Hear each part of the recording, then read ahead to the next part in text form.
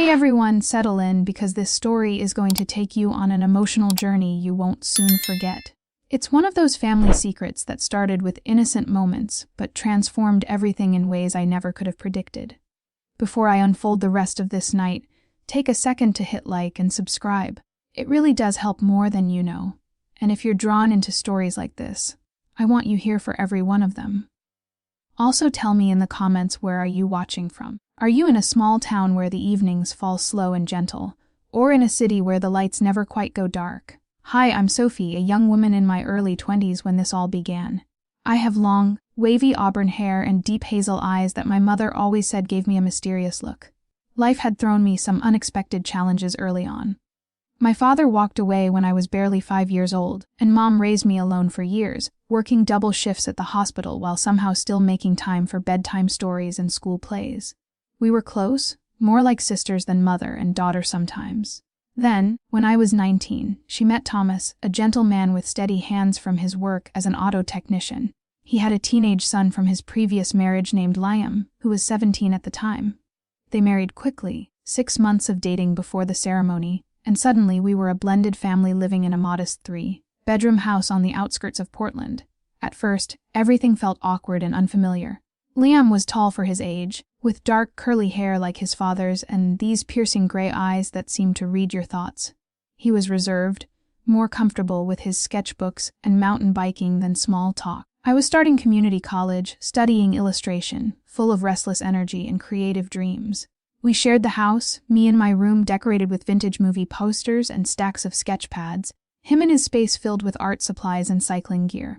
Mom and Thomas were blissfully happy, always sharing laughs and making elaborate family dinners a weekly tradition. But Liam and I, we were polite strangers at best. Morning, pass the butter. That kind of surface-level interaction. As months passed, though, living under the same roof brought us closer in subtle ways. We'd cross paths in the kitchen during late-night snack raids, chatting briefly about classes or new films. He had this sharp, dry wit that caught me off guard and made me laugh once I learned to recognize it. I began noticing things about him, how he'd help his dad repair the fence without being asked, or how he'd leave small charcoal sketches on the refrigerator, whimsical drawings that revealed hidden artistic talent. He wasn't my brother by blood, but the label stuck because of our parents. Still, somewhere beneath the surface, I started feeling this magnetic pull, like he was someone I desperately wanted to understand more deeply. By the time I was 23 and he was 21, we'd established a comfortable rhythm. I was finishing my degree while working part-time at a local bookstore, going out with friends on weekends. Liam was enrolled in a design program at the community college, still quiet but gradually opening up. We'd watch films together when our parents went out, sharing popcorn and laughing at the same moments. Mom and Thomas encouraged our bond. "So glad you two are becoming like real siblings," they'd say. But for me it wasn't sibling-like at all. I caught myself studying his smile, wondering why he never seemed to see me as anything more than his stepsister. He dated a few girls briefly, but nothing lasted. I had casual relationships too, yet my thoughts kept drifting back to him. One Friday night, everything changed forever. I'd gone out with friends to a bar in the Pearl District. Dancing, music pulsing through my body, a few cocktails loosening my inhibitions. I wasn't drunk, but pleasantly buzzed enough that the world felt soft and possibilities seemed endless. I took a rideshare home around 1 a.m. The house was dark, except for a faint glow from Liam's room. Mom and Thomas had gone to bed early. They had early shifts on Saturdays. I crept inside quietly, kicked off my sandals, and headed toward my room. But loneliness crashed over me that night like a wave. My friends had all paired off with someone, and I felt painfully alone. In my room, I peeled off my bar outfit, a fitted dress and strappy heels, feeling liberated. I slipped into my worn cotton robe but didn't tie it securely, my mind still humming from the drinks. Impulse overtook reason. Liam's room was down the hallway, door slightly ajar, phone screen illuminating the darkness. I walked over and knocked softly. "Hey, you awake?" I whispered. "Yeah, come in." His voice was relaxed, unconcerned. I pushed the door open. He was in bed, propped against pillows, scrolling through his phone. The room was lit by a small lamp, posters of classic albums on the walls, his desk cluttered with art supplies and half-finished sketches. He looked up, surprised but not irritated. "How was your night out?" "Good," I stepped inside, closing the door behind me. "Kind of, but lonely now. Can I hang for a bit?" My voice was slightly slurred but sincere. He nodded, patting the edge of his bed. "Sure." My heart hammered as I approached the robe hanging loose. As I sat down, it shifted open slightly, but I didn't adjust it. He noticed, his eyes widening momentarily, but said nothing. We talked about the bar, his evening spent drawing. Laughter came easily, the alcohol dissolving my usual reserve. Then, emboldened by liquid courage, I said, "Scoot over. I want to lie down." He complied, curiosity flickering across his face. I stood, let the robe fall completely, my bare form exposed in the warm lamplight, and quickly slid under the covers beside him. He froze, breath catching. "Sophie, what?" His voice was shocked but not angry. I nestled close, my body pressing against his. "Just want to be with you. Is that okay?" Silence stretched between us. Then he relaxed slightly. "Yeah, okay." His arm wrapped around me tentatively. Warmth surrounded us. The closeness was comforting and electrifying all at once. We lay there talking in hushed voices, bodies intertwined in that intimate space. The moment was tender, overflowing with unspoken emotions, leading to a profound connection that felt both natural and startling. Morning light woke me gently. He was still asleep, his arm draped over me. I slipped out quietly, gathered my robe, and returned to my room, heart racing. What had I done?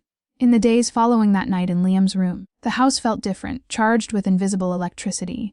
Mornings at breakfast, Mom and Thomas chatting about their shifts, Liam and I passing the cereal bowl. Everything appeared normal on the surface, but our eyes would meet for a fraction longer than necessary.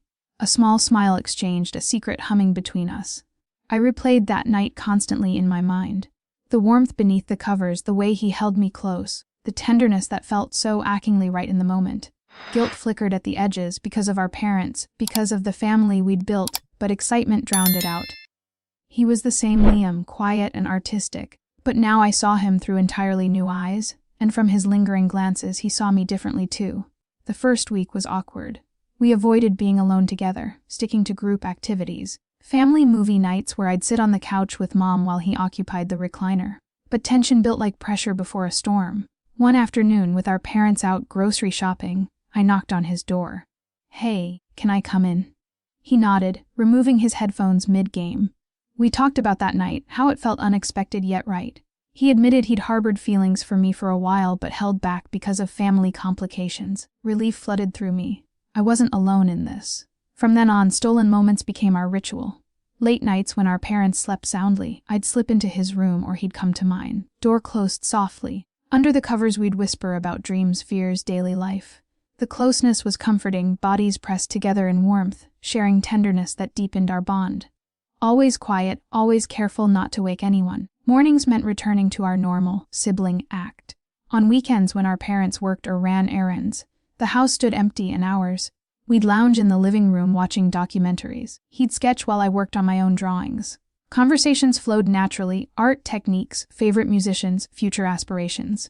Touches started casual, a hand on an arm, a head resting on a shoulder, then more intentional, cuddling on the couch.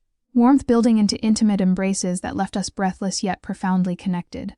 Liam opened up more, sharing sketches he'd kept hidden, beautiful landscapes, thoughtful portraits. One looked unmistakably like me. I showed him my portfolio, vulnerable about harsh critiques I'd received. He encouraged me, said my work had soul, made me feel genuinely seen in a new way. One evening, with our parents at a dinner party with friends, we cooked together. Pasta from scratch, sauce simmering, laughing at our kitchen disasters. We ate at the table, feet brushing beneath it.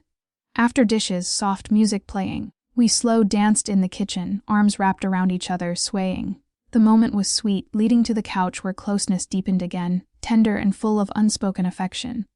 Guilt arrived in waves. Mom so happy with Thomas. Family stability finally achieved. What if this destroyed everything? But the pull was too powerful. Liam said the same. Love his dad. Adore your mom, but feelings for you are real. Summer brought more freedom. Our parents took a vacation week alone, their first real trip since marrying. The house was ours for hours each day. Lazy mornings sleeping in. Breakfast in bed for each other. Movie marathons stretched across afternoons. Nights exploring our connection. Warmth beneath sheets, whispers until dawn.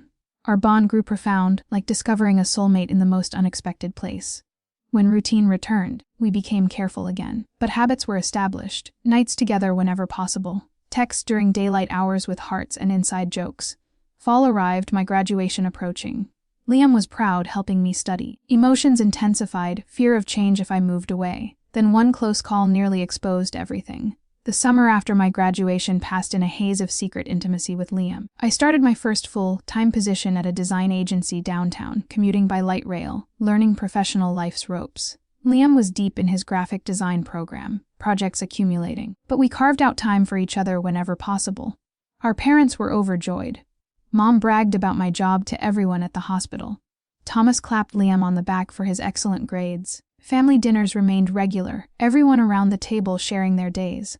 On the surface, the perfect blended family. Underneath, Liam and I exchanged knowing glances, feet brushing beneath the table, hearts racing from the constant risk. Our moments together grew more frequent, more meaningful. Weeknights, our parents asleep by 10, I'd tiptoe to his room or he'd come to mine. Door locked softly. Beneath covers we whispered plans and dreams. The closeness was warm, comforting, full of tenderness that made me feel truly understood. We'd talk for hours about artistic inspirations, favorite authors, what we wanted from life.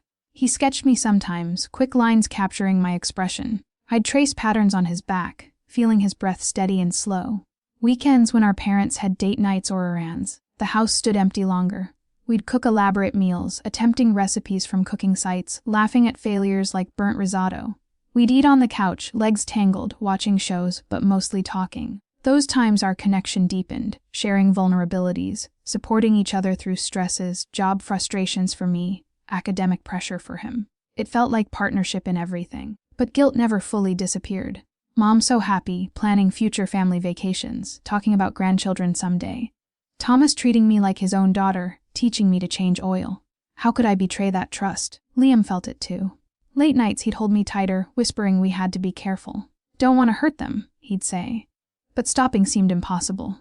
The pull too strong. Then came the family trip that nearly unraveled us. Mom surprised everyone for Thomas's birthday. A long weekend at a cabin in the Cascade Mountains. Family bonding time, she announced excitedly. We packed the SUV with coolers, board games, hiking equipment. The drive up winding forest road singing old songs, stopping for photos at scenic overlooks. The cabin was cozy, wooden beams, stone fireplace. A loft with extra beds, 2 bedrooms downstairs for our parents and us. Kids sharing the loft with twin beds pushed together for space. First day hiking through towering pines, waterfalls crashing nearby. Group photos, laughter. Packed lunches eaten on flat rocks. Liam and I lagged behind sometimes, hands brushing, quick smiles exchanged. Our parents walked ahead, oblivious. Evenings by the fire, s'mores. Stories from our parents about early dating days. Liam and I on the couch, blanket shared, feet touching. Tension electric, wanting more but unable to act. Night one, loft dark, our parents snoring below. Liam whispered my name. I slipped to his bed beneath the covers. Closeness quiet, intense in the stillness. Warmth shared, tenderness whispered. Heart pounding from the wrist, creaky floors, thin walls. The moment was profound, but fear mingled with desire. Morning we acted normal, pancakes, coffee. But a close call came when Mom came up for extra blankets. We jumped apart just in time. Day 2, boating on the lake.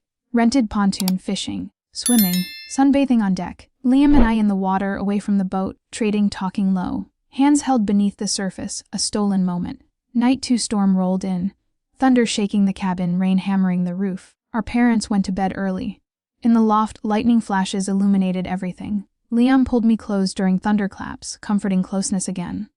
Emotions high from the storm and our secrecy. But morning 3 brought near disaster. Mom up early preparing breakfast. I'd overslept in Liam's bed. Kids' food's ready. Panic. I slipped back to my bed quickly, but blankets were tangled. Thomas came up for something, saw the rumpled sheets, raised an eyebrow but said nothing.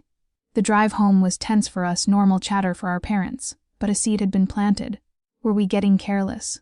Back home, caution doubled, but feelings grew stronger, harder to contain.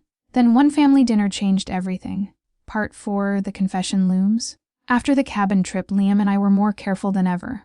The close calls, rumpled sheets, lingering looks made us paranoid. We limited alone time to absolute minimum. Quick hugs when our parents weren't watching. Texts with coded messages like, thinking of that documentary we watched, meaning I miss you desperately. But the feelings didn't fade. They intensified. Work days dragged, waiting for evenings when we could at least sit near each other on the couch during family TV time, feet touching beneath a shared blanket. My job at the design agency was thriving, promotions discussed, projects I genuinely loved. Liam excelled in school, his portfolio winning regional awards. Our parents were proud, planning a grand celebration dinner for his 21st birthday.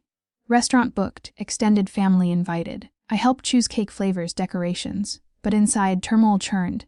Every smile for photos felt forced. Birthday night arrived. Fancy Italian restaurant, white tablecloths, candlelight flickering. Aunts, uncles, cousins, the table long and lively. Toast to Liam, Thomas emotional about his son growing up. Mom gushing about how Liam was like a brother to me. The words stung like salt in a wound. Dinner was delicious: pasta, salad, tiramisu, wine for adults. Liam and I sipped slowly, conversation flowing around us about work stories, vacation plans, funny childhood memories. But beneath the table, Liam's foot found mine. Gentle pressure. My heart raced. I pulled away quickly. After dessert, gifts opened. New drawing tablet from our parents. Art books from me. He hugged everyone, genuine thank yous. His hug for me came last, proper and quick, but his hands lingered on my back a second too long. Mom noticed, laughed. You two are so sweet, like real siblings. Finally, the drive home. Tension in front, singing along to the radio. Liam and I in back, hands hidden between us, fingers intertwined. Risky but irresistible. That night, our parents asleep early from wine. Liam texted, "Come over." I slipped to his room. Door closed, immediate embrace, warm, desperate from the day's restraint. Under the covers, closeness intense, full of everything unsaid. Whispered fears. What if someone finds out? What then? He held me tighter. We'll figure it out. I can't lose you. Morning brought the familiar return to normalcy. But the seed of confrontation had been planted. Weeks later, another family dinner. Casual at home. Mom's lasagna, table set, wine poured. Light conversation until Thomas asked Liam about dating. Any special girl in your life yet? Liam froze, glanced at me. I choked on my water. Mom laughed. He's shy like his dad was. But Thomas pressed gently. Time to bring someone home. Liam set down his fork. Actually, there is someone. The room quieted. Mom leaned forward, excited. Ooh, tell us. Liam looked at me, then at our parents. It's complicated. His voice trembled. I panicked, kicked his shin beneath the table. Stop. But he continued. I've been seeing someone for months. Someone close. Our parents exchanged confused looks. Thomas, a friend of Sophie's. Liam shook his head, eyes locked on mine. It's Sophie. Silence crashed over us like a wave. Mom's wine glass slipped, spilling red across the tablecloth. Thomas's face drained of color. What do you mean? His voice was dangerously low. Liam explained. Started after that night I came to his room. Grew from there. Feelings real deep. I sat frozen, tears beginning to fall. Mom sobbed. My daughter and my stepson. How long? Thomas demanded, anger rising. This is wrong, he continued. You're like brother and sister. Argument erupted, voices raised, accusations flying. Words like betrayal and lies thrown like weapons. What about family? Liam defended us. We're not blood, we love each other. I finally found my voice. It's true. I'm sorry we hid it. Mom left the table sobbing. Thomas demanded we stop immediately. The night ended in chaos, doors slammed, no resolution reached. Days after, the house turned cold. Separate meals, avoided eye contact. Our parents talked about separation, therapy. But one conversation changed the trajectory. Part 5, The Reckoning and the Path Forward. Hey everyone, this is the finale. If you've journeyed through all 5 parts with me, thank you from the deepest part of my heart. This story has been the most difficult one I've ever shared, but telling it has brought closure I didn't know I needed. Your comments, kindness, and own stories have carried me through. This is where the secret explodes, the family fractures, and somehow we find a way to rebuild. Grab a tissue if you need one. After Liam's confession at that family dinner, the house became a war zone of silence and slammed doors. Mom couldn't look at me without tears. Thomas's anger was quiet but suffocating. He'd leave the room whenever Liam or I entered. Meals were eaten separately, conversations minimal. Liam and I barely spoke, even privately, guilt and fear too thick in the air. We slept in our own rooms, doors locked, hearts aching. Mom and Thomas had long talks behind closed doors. I overheard fragments. How did we miss this? They're like siblings. What will people think? Therapy was suggested, family counseling. The first session was brutal. Tears, accusations, pain poured out uncontrollably. Mom felt betrayed by both of us. Thomas struggled with losing trust in his son. Liam and I sat side by side, holding hands beneath the table, explaining it started unintentionally, grew from living together, feelings real despite the labels. The counselor helped us communicate boundaries, consequences, future discussed. No easy solutions emerged. Our parents set strict rules.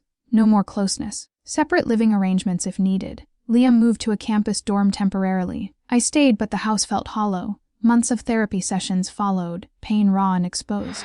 Mom grieved the perfect family image she'd built. Thomas wrestled with protecting everyone while processing his own hurt. Liam and I met secretly at coffee shops, parks, talking, supporting each other, refusing to let go. Love grew stronger through the storm. The turning point came one night. Mom found me crying in my room, surrounded by old photographs. She sat beside me, held me like she did when I was small. "I'm scared of losing you," she whispered. I sobbed. "I never wanted to hurt you." We talked for hours. My loneliness after Dad left. How Liam filled a void I didn't know existed. How feelings crept up unexpectedly. She shared her own fears about blending families. First real understanding between us. Thomas took longer. One weekend Liam and Thomas went fishing, an old tradition. They came back quieter. Later Thomas pulled me aside. "I see how you look at each other." His eyes glistened. "I hate it, but it's real. Just be careful with hearts." Slowly healing began. Rules loosened. Liam moved back in, but with